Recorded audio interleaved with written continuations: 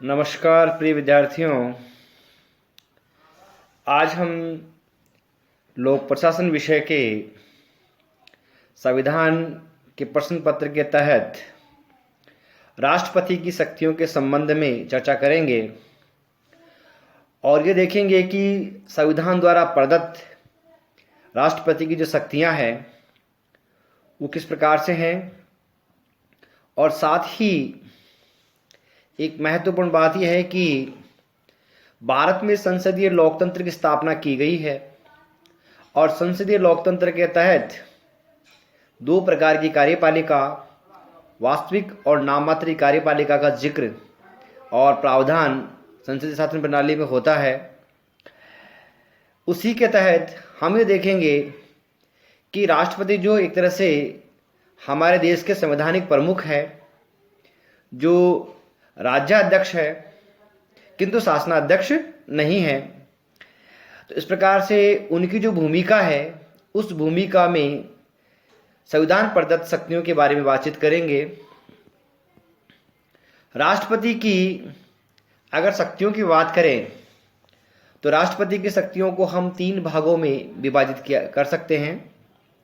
पहले है सामान्यकालीन शक्तियां, अर्थात जब राष्ट्रपति को प्रमुख जो संवैधानिक अधिकार मिले हैं जिनका सामान्य परिस्थितियों में वो उपयोग करता है, उपभोग करता है।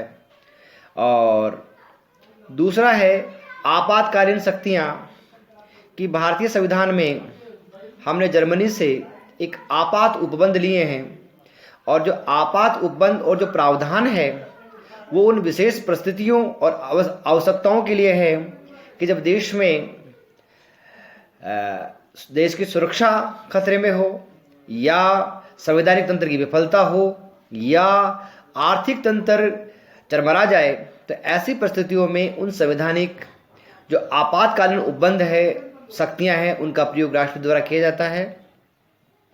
तत्पश्चात हम बात करेंगे कि राष्ट्रपति के अपने व्यक्तिगत और साथ ही वह अधिकार जिनमें वो अपने विवेक का अधिकार उपयोग करता है, क्योंकि भारत का राष्ट्रपति नाम मात्र कार्यपालिका है और भारत का राष्ट्रपति ब्रिटेन के राजा की भांति ही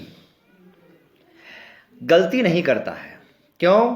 क्योंकि वास्तविक रूप में राष्ट्रपति किसी कार्य को स्वयं संपादित नहीं करता है, बल्कि वह मंत्रिपरिषद की सलाह के अनुसार काम करता है। और मंत्रिपरिषद जो है वो संसद या लोकसभा में बहुमतधारी दल या संगठन द्वारा संचालित किया जाता है या वो होता है। तो इस प्रकार से वह जो दल है या जो मंत्रिपरिषद है वो राष्ट्रपति को सलाह देती है कार्य करने के लिए, उसको सहायता करती है और उसके पश्चात राष्ट्रपति उसकी सहायता और सलाह के अनुसार काम करता है। तो राष्ट्रपति एक तरह से क्या होता है कि अपनी इच्छा से, अपने विवेक से या अपने उस विचार से या प्रेजुडिस होते हुए कोई काम नहीं करता है।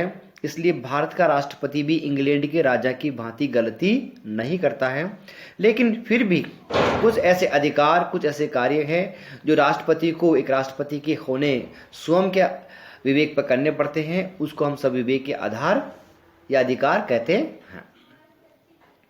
अब हम बात करते हैं कि राष्ट्रपति की शक्तियों के बारे में और राष्ट्रपति की जो कार्यपालिका शक्तियां हैं। क्योंकि भारत के संविधान के अनुच्छेद 53 में संघ की कार्यपालिका शक्तियां राष्ट्रपति में निहित की गई है, अर्थात जिसे वह स्वयं या अपने अधीनस्थ अधिकारियों के माध्यम से उपयोग करता है। तो इस प्रकार से राष्ट्रपति राज्याध्यक्ष है, साथ ही कार्यपालिका अध्यक्ष, और सभी प्रकार की जो शक्तियां हैं वो राष्ट्रपति के नाम से किए जाते हैं। शासन के अधिकांश जो कार्य हैं जो संघ सरकार संपादित करती है वो राष्ट्रपति के नाम से करती है। अब इन कार्यपालिका शक्तियों में हम सबसे महत्वपूर्ण बात यह करें कि राष्ट्रपति जो है वह महत्वपूर्ण अधिकारियों की या महत्वपूर्ण संवैधानिक पदाधिकारियों की नियुक्ति करता है। उनको पद से हटा भी सकता है और कुछ के लिए हम कहते हैं कि जो हमने महाभियोग की प्रक्रिया, जो इम्पीचमेंट की जो प्रोसेस है, उसको हम काम में लेते हैं। लेकिन बहुत सारे पद ऐसे हैं जिनको राष्ट्रपति नियुक्त भी करता है और उनको हटा भी सकता है। सबसे महत्वपूर्ण बात आती है कि राष्ट्रपति नाम मात्र की कार्यपालिका है। तो सबसे पहले तो वो अपनी वास्तविक कार्यपालिका के अध्यक्ष का चयन करता है और अनुच्छेद 75 के अनुसार वह प्रधानमंत्री की नियुक्ति करता है। अर्थात प्रधानमंत्री जो है वो राष्ट्रपति द्वारा नियुक्त पदाधिकारी है जो मंत्री परिषद के अध्यक्ष के रूप में काम करता है। यह अलग बात है कि अनुच्छेद 78 के अनुसार राष्ट्रपति प्रधानमंत्री से विभिन्न प्रकार की सूचनाएं मांग सकता है या प्रधानमंत्री का यह दायित्व है कि वो राष्ट्रपति को सूचनाएं पहुंचाए। लेकिन वह वास्तविक रूप में अगर हम कहें कि अनुच्छेद 74 के अनुसार राष्ट्रपति की सहायता और सलाह के लिए एक मंत्री परिषद होगी जिसका अध्यक्ष प्रधानमंत्री होगा।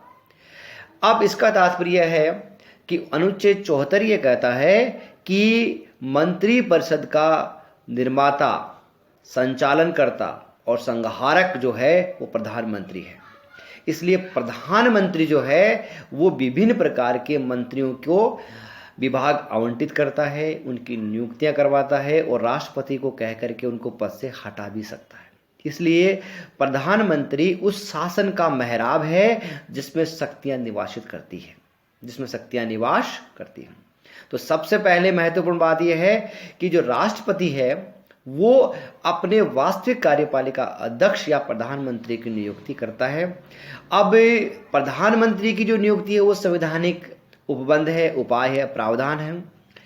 कई बार होता है कि जब लोकसभा में किसी दल को बहुमत नहीं मिले, किसी संगठन को बहुमत नहीं मिले, तो ऐसी परिस्थिति में राष्ट्रपति जो है वो अपने विवेकाधिकार उपयोग करते हुए किसी व्यक्ति को प्रधानमंत्री बनाता है, नियुक्त करता है। लेकिन वो उसमें इतना इस प्रकार का भी अधिकार नहीं रखता कि वो किसी भी व्यक्ति को प्रधानमंत्री नियुक्त कर दे। वह उस व्यक्ति को प्रधानमंत्री नियुक्त करना चाहता है जो वास्तव में लोकसभा में बहुमत साबित कर सके या जिसमें जो देश की सर्वोच्च विधायिका है उस विधायिका में अपना बहुमत साबित कर सके और उसका विश्वास मत हासिल कर सके। तो ऐसी परिस्थिति में प्रधानमंत्री की नियुक्ति राष्ट्रपति के लिए एक सामान्य प्रक्रिया है। सविवेक के अधिकार में या राष्ट्रपति के लिए चुनौती तब होती है जब किसी दल को बहुमत नहीं मिला हो। तो ऐसे समय में राष्ट्रपति अपने सविवेक का उपयोग भी कर सकता है और साथ में उसको सूझबूझ पूर्ण तरीके से उस व्यक्ति का चयन करना होता है जो वास्तव में शासन का संचालन कर सके, लोकसभा में बहुमत साबित कर सके और संसद का बहुमत हासिल कर सके, या देश की सर्वोच्च जो पंचायत है उसका वो कहते हैं कि चाहता हो और उसमें विश्वास मत प्रदर्शित करे और लोगों का विश्वास या लोकमत जिसके साथ हो। तो इस प्रकार से महत्वपूर्ण पदों में नियुक्ति में सबसे पहले हम प्रधानमंत्री की बात करते हैं।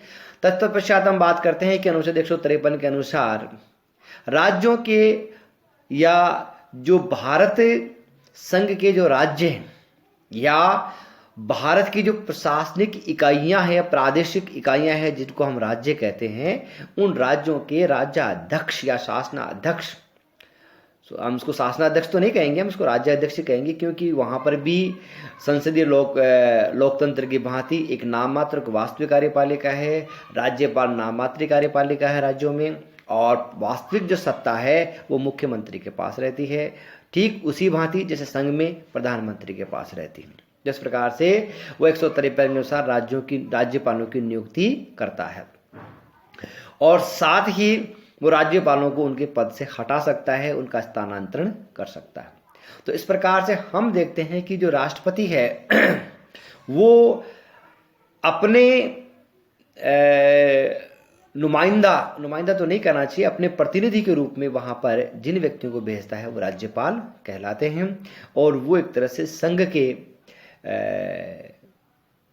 प्रतिनिधि होते हैं और संघ के प्रति उनकी निष्ठा होती है। और जब भी राज्य में इस प्रकार की परिस्थितियां उत्पन्न हो कि वहाँ पर संवैधानिक प्रावधानों के अनुसार सरकार नहीं चले तो वो संघ को सूचित करता है और बताता है कि साहब राज्य की परिस्थितियाँ ठीक नहीं है, संवैधानिक जो प्रावधान है उनका पालन नहीं किया जा रहा है, और साथ ही राज्य का जो तंत्र है, जो प्रशासनिक तंत्र है या शासन तंत्र है, वो विफल होता जा रहा है। तो ऐसी परिस्थितियों में राज्यपाल राष्ट्रपति को एक सूचना भेजता है, एक रिपोर्ट भेजता है, जिसकी पुष्टि राष्ट्रपति अपने मंत्रिपरिषद या अपने विशिष्टों के द्वारा करवाता है, और तत्पश्चात वहाँ पर राष्ट्रपति शासन की अनुशंसा करता है या घोषणा करता है। तो इस प्रकार से 153 के अनुसार राज्यपाल जो है वो राष्ट्रपति के प्रतिनिधित्व है, और वो प्रतिनिधित्व राज्यों में रहता है। तो इस प्रकार से राष्ट्रपति राज्यों पर प्रतिनिधित्व रखता है। फिर है कि सर्वोच्च न्यायालय और उच्च न्यायालय के जो न्यायाधीश है उनकी नियुक्ति राष्ट्रपति द्वारा की जाती है। सर्वोच्च न्यायालय और उच्च न्यायालय के जो न्यायाधीश हैं उनको राष्ट्रपति हटा नहीं सकता सीधे तौर पर। उसके लिए महाभियोग की प्रक्रिया या अर्धन्यायिक प्रक्रिया, जिसके तहत किसी व्यक्ति को उसके कदाचार का दोषी पाया जाए या संविधान का उल्लंघन का दोषी पाया जाए, या इस प्रकार का कि वो व्यक्तिगत हितों को सार्वजनिक हितों से अधिक तरजीह देता हो, तो ऐसी परिस्थितियों में सर्वोच्च न्यायालय उच्च न्यायालय के न्यायाधीशों के खिलाफ महाभियोग की प्रक्रिया द्वारा राष्ट्रपति उनको पद से हटा सकता है। फिर है आर्टिकल 324 के अनुसार निर्वाचन आयोग के जो आयुक्त है, निर्वाचन आयुक्त, और उनकी नियुक्ति करता है, और उसके हटाने की प्रक्रिया भी महाभियोग की प्रक्रिया है। अनुच्छेद 316 के अनुसार यूपीएससी संघ लोक सेवा आयोग जो भारत में प्रशासनिक भर्तियों का सर्वोच्च निकाय है, इसके साथ में अगर संयुक्त लोक सेवा आयोग अगर राज्यों के बीच में बना हुआ है तो उसके सदस्यों की और अध्यक्ष की नियुक्ति भी राष्ट्रपति द्वारा की जाती है। संघ लोक सेवा आयोग और संयुक्त लोक सेवा आयोग के जो अध्यक्ष और सदस्य हैं उनकी शिकायत पर राष्ट्रपति उनको सीधे तौर पर हटा सकता है। उसके लिए महाभियोग की प्रक्रिया का पालन नहीं किया जाता। तो इस प्रकार से राष्ट्रपति इनको नियुक्त करता है और हटा सकता है। अनुच्छेद 148 के अनुसार जो केग नियंत्रक व महालेखा परीक्षक, controller and editor general of India, जिसको केग कहते हैं, उनकी नियुक्ति भी राष्ट्रपति द्वारा की जाती है, और राष्ट्रपति उनको महाभियोग की प्रक्रिया के द्वारा अपने पद से हटा सकता है। साथ ही अनुच्छेद 280 के अनुसार ये व्यवस्था की गई कि केंद्र और राज्यों के बीच में जो वित्तीय संसाधन हैं उनका बंटवारा उचित प्रकार से हो। इसके लिए राष्ट्रपति प्रत्येक 5 वर्ष पर एक संघ, क्योंकि हम इसको केंद्रीय वित्त आयोग कहेंगे, संघ वित्त आयोग कहेंगे, क्योंकि अब राज्यों में भी पंचायत राज संस्थानों की स्थापना के बाद में वित्त आयोग की स्थापना होने लगी है। इसलिए हम सामान्य रूप से जो वित्त आयोग की बात करेंगे वो केंद्रीय वित्त आयोग की बात करेंगे। तो अनुच्छेद 200 के अनुसार राष्ट्रपति प्रत्येक 5 वर्ष पर किसी अर्थशास्त्री, विधि विशेषज्ञ या बहुत प्रख्यात व्यक्ति जिसने आर्थिक मामलों का जानकार हो, उसकी अध्यक्षता में एक वित्त आयोग की स्थापना करता है। वह केंद्र और राज्यों के बीच में वित्तीय संसाधनों के बंटवारों के नियम या उनके फॉर्मूलों की खोज करते हैं, और साथ ही केंद्र सरकार को अनुशंसित करते हैं कि इस प्रकार के फार्मूला पर केंद्र राज्यों में वित्तीय संसाधनों का बंटवारा किया जाना चाहिए। इसी प्रकार से फिर राष्ट्रपति ये जो महत्वपूर्ण पदों पर नियुक्ति करता है, इसके बाद में विभिन्न प्रकार के जो नियम है उनका निर्माण करता है। अनुच्छेद 85 के अनुसार जो संसद है, उस संसद के जो सत्र है उनका आह्वान, सत्र अवसान और लोकसभा का विघटन, विभिन्न प्रकार के जो कार्य हैं वो राष्ट्रपति के द्वारा किए जाते हैं। संसद के दोनों सदनों की जो संयुक्त बैठक है वो अनुच्छेद 108 में वर्णित की गई है कि जब इस प्रकार का प्रावधान हो या गतिरोध हो कि लोकसभा और राज्यसभा किसी विशेष मुद्दे पर एक सहमत नहीं हो, तो ऐसी परिस्थितियों में दोनों सदनों के संयुक्त बैठक की राष्ट्रपति जो है वो घोषणा करता है, और ताकि विभिन्न प्रकार के जो विधायी मामले हैं उन विधायी मामलों पर एक राय होकर के निर्णय किया जा सके। इसी प्रकार से जो केक है उनकी शक्तियों का बंटवारा, विभिन्न प्रकार के लेखें, केंद्रीय और जो राज्य स्तर के जो लेखें किस प्रकार संदर्भित किए जाएंगे, उसके आवंटन की जो शक्तियां हैं वो राष्ट्रपति द्वारा केक को दी गई है। केक विभिन्न प्रकार के लेखों का संधारण के तरीका, फार्मूला और जो अकाउंट्स है उनके जो पैटर्न है उसका निर्माण, संगठन, संचालन इस प्रकार से करता है। यूपीएससी के विभिन्न प्रकार के जो कार्य हैं, संघ लोक सेवा आयोग को अगर राष्ट्रपति चाहिए तो विभिन्न प्रकार के मामलों में सलाह या विभिन्न प्रकार की कार्य हैं जो उनको करने के लिए वो आमंत्रित कर सकता है। तो विभिन्न प्रकार के कार्य राष्ट्रपति द्वारा विभिन्न निकायों को, संविधान निकायों को दिए जा सकते हैं।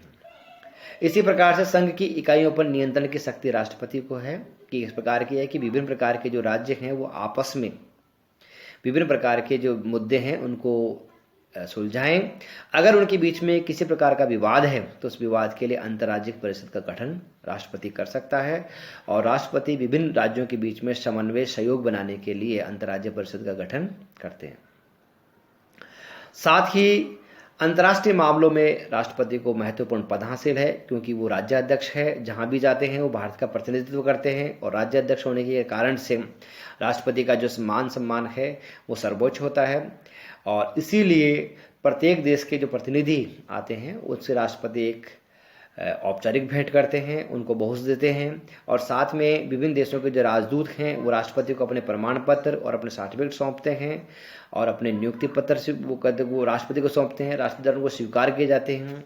साथ ही विभिन्न देशों में राजनयिक संबंधों के लिए भारत सरकार की ओर से भी राजदूतों की नियुक्ति राष्ट्रपति के हस्ताक्षर द्वारा की जाती है। राष्ट्रपति उनके प्रमाण पत्र जारी करते हैं, उनका नियुक्ति पत्र जारी करते हैं और वो विभिन्न जो देश हैं या अंतर्राष्ट्रीय संधियां हैं उन पर एक तरह से हस्ताक्षर करते हैं। अगर प्रधानमंत्री या मंत्री स्तर के द्वारा कोई समझौता या कोई संधि की गई है तो राष्ट्रपति उनको कहते हैं कि राष्ट्रपति की उपस्थिति में की जाती है, उस पर काउंटर साइन होते हैं। इस प्रकार से राष्ट्रपति जो है वो विभिन्न वैदेशिक या संबंधों का संचालन करते हैं और विभिन्न स्तरों पर देश का प्रतिनिधित्व करते हैं।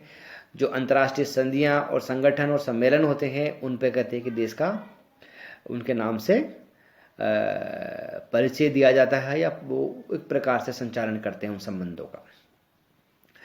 फिर बात आती है कि राष्ट्रपति को सर्वोच्च सेनापति के रूप में सैनिक शक्तियों का पदाधिकारी बनाया गया है, इसको सर्वोच्च सेनापति कहा गया है। जो हमारे सैनिक शक्तियां हैं वो राष्ट्रपति के अधीन मानी गई है और उसको इसलिए कल्पना की गई है कि जो सैनिक शक्ति है वो हमेशा राजनीतिक शक्ति के अधीन रहनी चाहिए। क्यों? क्योंकि सैनिक शक्तियां अधिक मात्रा में संकुचित होने पर, एक जगह इकट्ठी होने पर तानाशाही पनपने की संभावना रहती है। इसलिए भारत में ये कल्पना की गई है कि राष्ट्रपति को सर्वोच्च सैनिक कमांडर माना जाए ताकि सेना जो है वो एक राजनीतिक व्यक्तित्व के अधीन काम करे और लोकहित पर वो अपना कंसंट्रेशन बनाए रखे। फिर आती है कि राष्ट्रपति की जो विधायी शक्तियां हैं, राष्ट्रपति संसद का महत्वपूर्ण अंग है। आर्टिकल 84 के अनुसार अगर हम संसद की बात करें तो संसद में 3 अंग होते हैं, राष्ट्रपति, लोकसभा और राज्यसभा। इसी अनुसार राष्ट्रपति के हस्ताक्षर के पश्चात ही भारत में जो कानून या विधि है वो लागू होते हैं और उनके हस्ताक्षर के बिना कानून विधि लागू नहीं होते। राष्ट्रपति किसी संसदीय जो सदन है उसका सदस्य नहीं होता, लेकिन उसके बावजूद वह संघ का महत्वपूर्ण संसद का महत्वपूर्ण अंग है और विधायी जो हमारी जो संरचना है वो राष्ट्रपति के बिना संभव नहीं होती, क्योंकि राष्ट्रपति के हस्ताक्षर के जब तक नहीं होते तब तक वो विधि या कानून लागू नहीं होते। तो वो एक तरह से विधायी प्रक्रिया का महत्वपूर्ण अंग है। विधायी क्षेत्र का प्रशासन राष्ट्रपति के अधीन होता है। जैसे कि हमने बताया कि अनुच्छेद 85 के अनुसार संसद के सत्र को आहूत करना, उसका अवसान करना और साथ ही लोकसभा में अगर सरकार ने अपना बहुमत खो दिया है या उसने अपना कार्यकाल पूरा कर लिया है तो ऐसी परिस्थिति में वो लोकसभा के विघटन या लोकसभा के विघटन की घोषणा करता है और नए चुनाव की घोषणा भी करता है।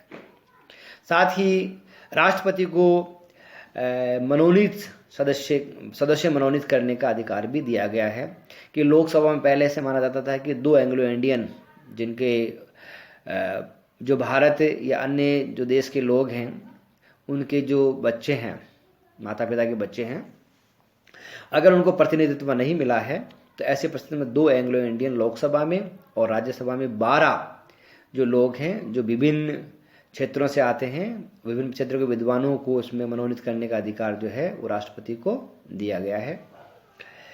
तो इस प्रकार से उनको ये सम्मान इसलिए दिया गया है कि वो विधायिका में ऐसे लोगों को शामिल करे ताकि जिनका प्रतिनिधित्व रह गया हो या जो लोकमत से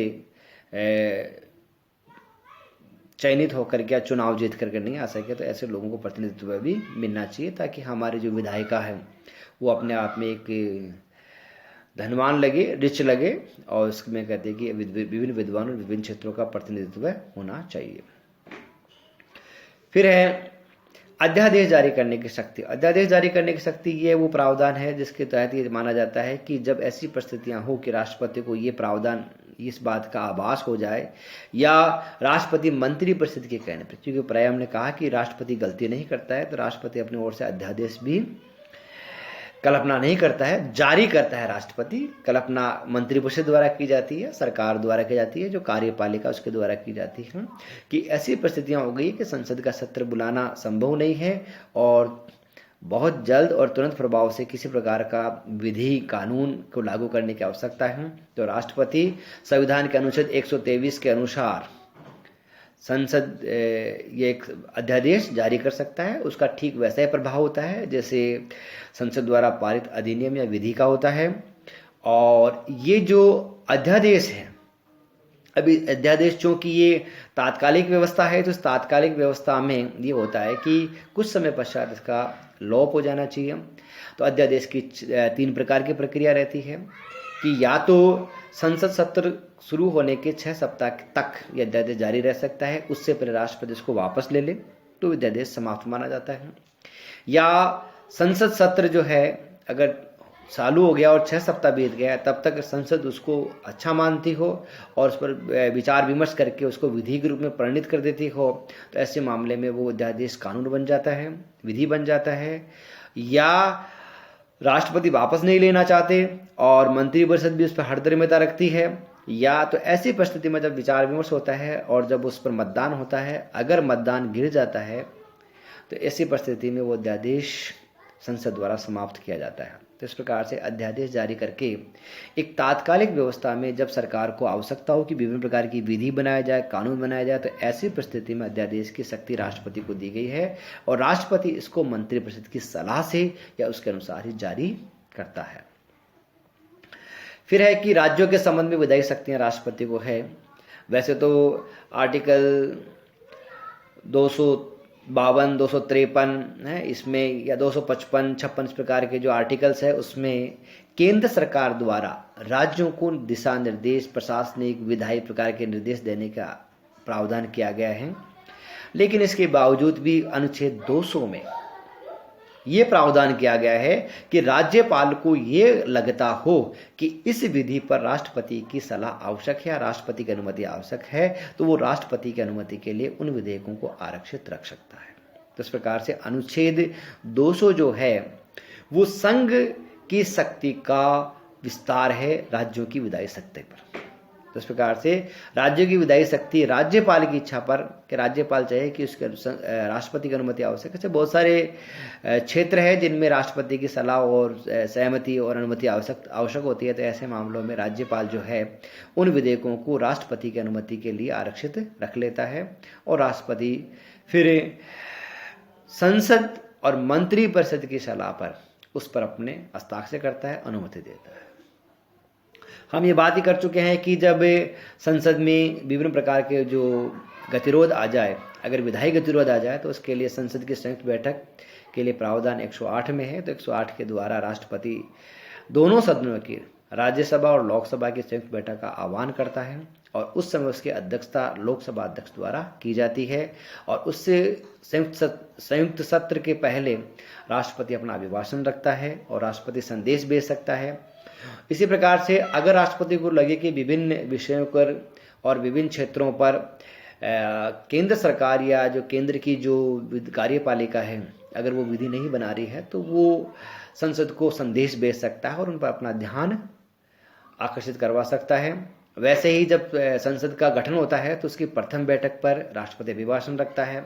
उसके बाद में प्रत्येक प्रत्येक जो विधायी जो वित्तीय सत्र होता है एक तरह से, उस वित्तीय सत्र पर राष्ट्रपति अपना अभिभाषण रखता है। और संयुक्त बैठक पर भी राष्ट्रपति अपना संयुक्त बैठक पर भी राष्ट्रपति अपना अभिभाषण रखते हैं।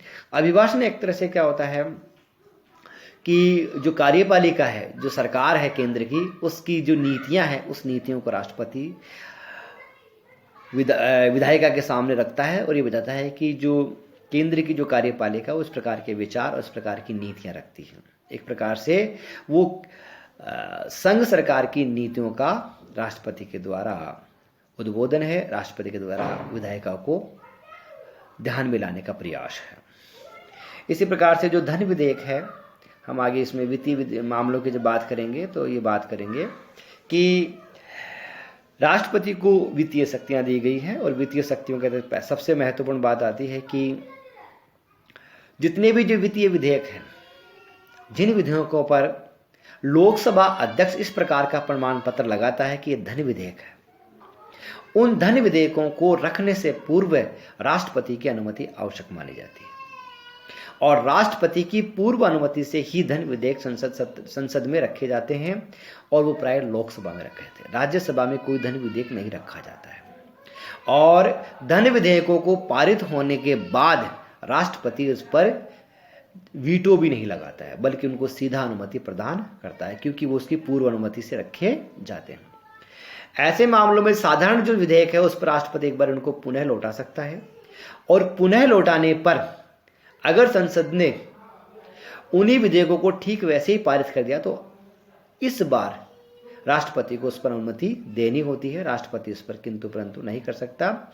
लेकिन सामान्य विधेयकों में राष्ट्रपति को लगता है कि विधेयक में कमी है, कोई विषय छूट गया है या संसद को उस पर पुनः विचार करना चाहिए, तो राष्ट्रपति अपने संदेश के साथ में, अपने प्रश्नों के साथ में, अपने विचारों के साथ में उसको वापस लौटा सकता है, जिसको पुनः पारित करना संसद के द्वारा आवश्यक है। अगर संसद उसको विधायिका चाहती है कि वो विधेयक बने तो उसको वापस पारित करती है, राष्ट्रपति को भेजती है, संशोधनों के सहित भेज सकती है, बिना संशोधन के भेज सकती है, और राष्ट्रपति उस पर अनुमति प्रदान करते हैं और वो विधेयक बन जाता है। इसी प्रकार से जो वित्तीय लेखे हैं, उस वित्तीय लेखों के लिए हमने बात की थी कि अनुच्छेद 148 के अनुसार जो केग है, जो नियंत्रक और महालेखा परीक्षक है, उनकी नियुक्ति राष्ट्रपति द्वारा की जाती है। और विभिन्न प्रकार के लेखों के संधारण के लिए भी, या केंद्र और राज्यों के जो लेखे हैं वो किस प्रकार से रखे जाएं, उसके लिए जो प्रावधान है वो केग स्वयं करते हैं। लेकिन उनको विभिन्न प्रकार के कार्य आवंटन भी राष्ट्रपति द्वारा किया जा सकता है। तो इस प्रकार से वित्तीय मामलों में जो राष्ट्रपति है वो अनुच्छेद 112 के अनुसार प्रतिवर्ष संसद में वार्षिक वित्तीय विवरण, जिसको हम बजट कहते हैं, वो रखवाते हैं। और बजट रखने के बाद उसके पारित होने पर, जैसे मान लीजिए इसमें अलग हम चर्चा करेंगे इसके लिए, इसमें विनियोग विधेयक, वित्त विधेयक और इस प्रकार के विधेयक होते हैं जो खर्चे के लिए और जो आय के लिए होते हैं, वो अलग अलग रखे जाते हैं। और उनको धन विधेयक के रूप में अनुच्छेद 110 के अनुसार लोकसभा अध्यक्ष उनका प्रमाण पत्र देता है कि वो धन विधेयक है। ऐसे विधेयकों के लिए राष्ट्रपति की पूर्व अनुमति आवश्यक है। इसके अलावा बहुत सारे प्रावधान हैं, बहुत सारे ऐसे विधेयक हैं जिनमें राष्ट्रपति की अनुमति पूर्व आवश्यकता होती है, तो उनके लिए भी प्रावधान किया गया है। अब महत्वपूर्ण बात आती है कि राष्ट्रपति जो है वो देश के सर्वोच्च नागरिक हैं और उनको विभिन्न शक्तियों से विभूषित किया गया है। और इन्हीं शक्तियों के तहत भारत में न्यायिक भूल को सुधारने के लिए, या ऐसा लगे कि न्यायपालिका से कहीं कोई त्रुटि रह गई हो, तो उसके सुधार की गुंजाइश के लिए भारतीय संविधान के अनुच्छेद 72 में राष्ट्रपति को क्षमादान या दंड या दंडादेश को लघुकरण, सीमित, परिहार ये करने की शक्तियां दी गई हैं। अब ये जितनी भी जो अनुच्छेद 72 के अनुसार राष्ट्रपति को क्षमादान की शक्तियां दी गई, न्यायिक शक्तियां दी गई है, वो अनंतिम नहीं है, वो अंतिम नहीं है, बल्कि राष्ट्रपति इन सब के लिए जितनी भी जो दया याचिका मानी जाए या जो याचिकाएं राष्ट्रपति को न्यायिक भूल को सुधार के लिए प्राप्त होती है, उन सबको वर्तमान में राष्ट्रपति मंत्रिपरिषद की सलाह के लिए भेजता है और राष्ट्रपति मंत्रिपरिषद की दी गई सलाह के अनुसार उन दया याचिकाओं या जो मर्सी पिटिशंस है उन पर अपना विचार विमर्श रखता है और अपने विचार रखता है, निर्णय करते हैं। राष्ट्रपति अपने विवेक से विभिन्न प्रकार की दया याचिकाओं पर निर्णय नहीं करते हैं। तो इस प्रकार से हम ये कहते हैं कि राष्ट्रपति जो है वो गलती भी नहीं करते हैं और राष्ट्रपति का ये जो न्यायिक अधिकार है वो अनंतिम नहीं है, अंतिम नहीं। हाँ, ये है कि राष्ट्रपति सर्वोच्च न्यायालय के द्वारा या सैनिक न्यायालय द्वारा किसी भी न्यायालय के द्वारा दिया गया दंड या दंडादेश जो है वो स्थगित और कम करने की शक्तियां उनको प्राप्त है। और ऐसे मामलों में भी जहां मृत्युदंड दिया गया है, जहां कैपिटल सेंटेंस मतलब मृत्युदंड इसको कहते हैं, अगर वो मिली हो तो ऐसी परिस्थितियों में राष्ट्रपति जो है वो दंड को माफ कर सकते हैं। प्रेविलंबन का मतलब है उसको कुछ समय के लिए टाल देना, विराम उसको रोक देना, और परिहार का मतलब है कि उसकी कैटेगरी बदले बिना उसमें कमी कर देना। तो वो दंड को जो दिया गया है उसको या दंडादेश को, दंडादेश का मतलब है कि जिस आदेश के तहत दिया गया है, जिस विधि या उसको भी कहते हैं कि वो कम कर सकता है। परिहार, लघुकरण, कॉमेट करने की शक्ति उसको प्रदान की गई है। परिहार या लघुकरण का मतलब है, कॉमेट का मतलब है कि एक के बदले दूसरा दंड, जैसे कठोर कारावास के बदले साधारण कारावास दे देना।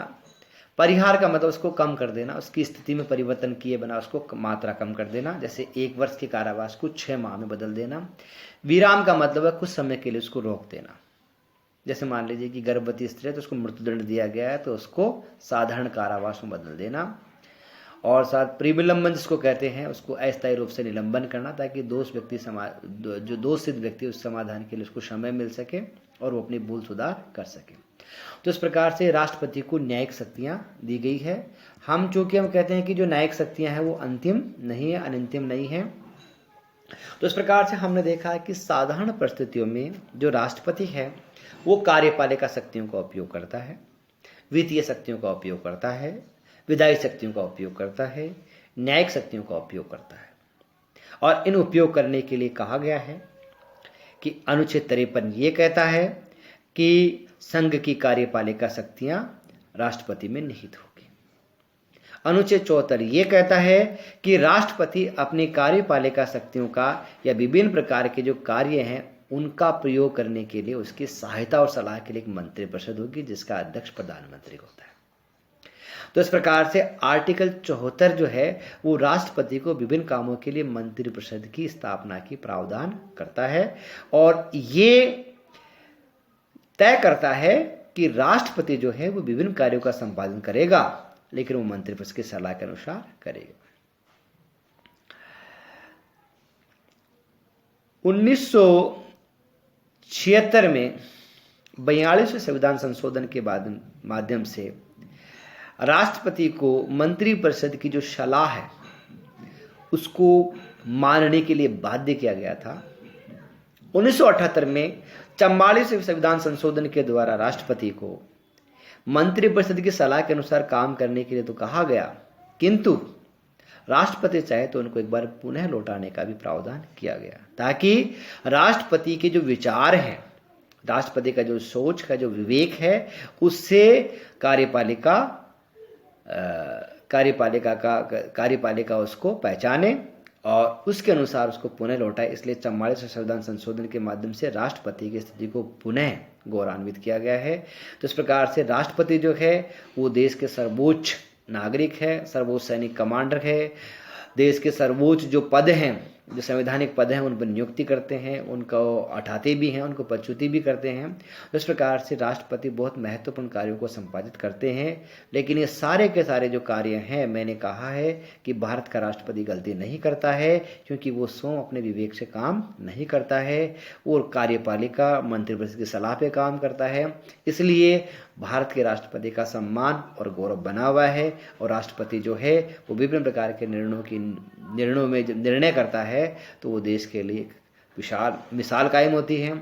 तो मैं ये कहना चाहूँगा कि भारत के राष्ट्रपति का जो संवैधानिक जो ओहदा है, जो संवैधानिक प्रावधान है और जो सम्मान है, वो विश्व में किसी राष्ट्रपति को प्राप्त नहीं जितना भारत के राष्ट्रपति को। उस प्रकार से भारत के राष्ट्रपति बहुत गौरवशाली पद के अधिकारी हैं, पदाधिकारी हैं।